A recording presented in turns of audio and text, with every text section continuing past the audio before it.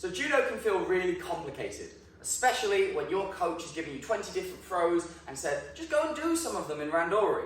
That leads to analysis paralysis and it makes people go absolutely mental. So I like to think about judo in terms of systems. I take one core throw and I come up with a couple of complementary throws that fit into it.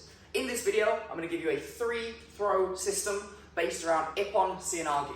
So I'm going to show you what all 3 of these throws are first, and then we'll break it down. So first, we'll do Ippon Seoi Nag. Uchi, gake, maki, komi. Soto, gake. So I can do this right-handed, I can do this left-handed. I can do it against lefties, I can do it against righties. The way I decide which side I'm going to be doing this on is I'm going to be doing it with my lapel hand on his strong side. So if you haven't heard what the strong side is the side that they turn with. Max here is being a lefty, because he is one, which means he turns that way, which means that I want to control this shoulder to stop it from turning. That's why I'm going to be using my lapel hand. If you were right-handed, I can do this entire system with my hand on his lapel on his right side. But so that he's facing the camera, he's going to be lefty for this. So, 3 throws, Ippon Seoi Nag, Uchi, gake, maki, komi, and Soto, gake. So let's talk about how we set all of these up. These are all going to be based around a core gripping principle, and that is controlling the inside space. Normally we control the inside space by just holding on the inside. I don't like doing that. I'm a lot bigger than all of my opponents, so I like coming outside and bringing their arm in. This creates tension, it creates pressure. So when I release this, I create that space that I can enter into. So what I'm doing, I'm bringing my elbow across him. I'm bringing my elbow into this space. See how this turns his shoulders? It makes him uncomfortable, makes it very hard for him to do judo. So the nice thing about this 3-throw system is I have a throw going that way, I have a throw going that way, and I have a throw going that way. Anytime he moves to his back, I can step in my Uchi, gake, maki, komi. Anytime he moves over in that direction, I can take that foot for Soto, gake. And anytime he tries to come towards me, I can hit him with Ippon Seoi Nag. A few really important things about this. I want to weight on his front foot.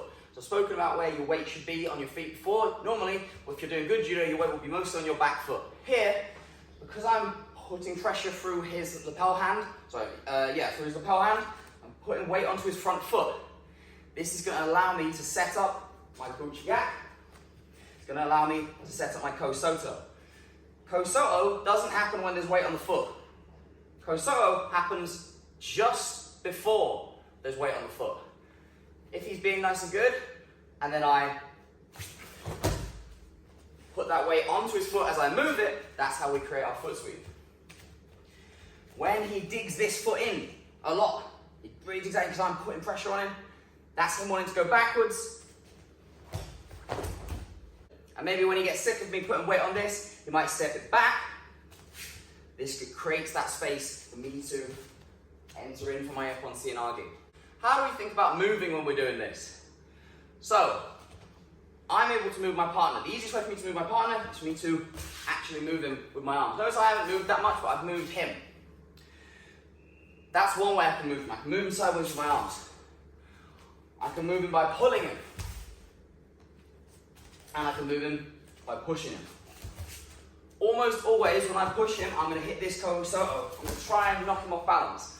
I'm going to try and make him move. And what I'm then immediately going to do, once he puts weight back onto that foot, if I go and Soto, boom. If he's going backwards still, Uchi, gake. But if he pushes back into me,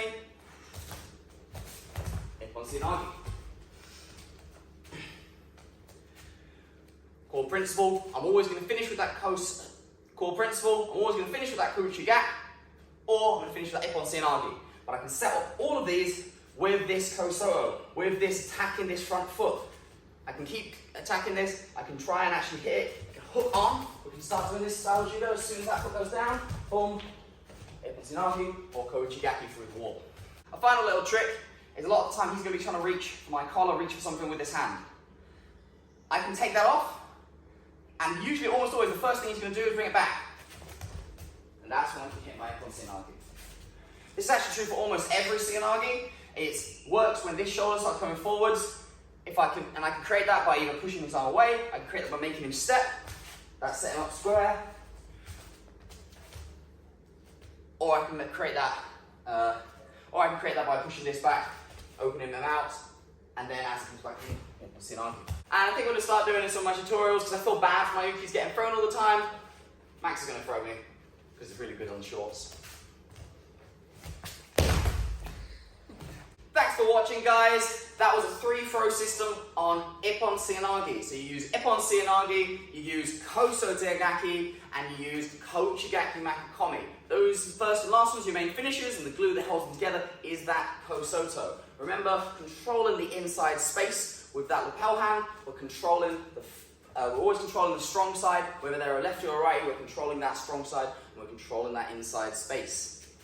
If you enjoyed this video, you probably like Ippon Seoi Nag, so check out this video on why you suck at it. But until then, if you want to follow me on my blind judo journey into international visually impaired judo, please make sure to like, comment, share, and subscribe.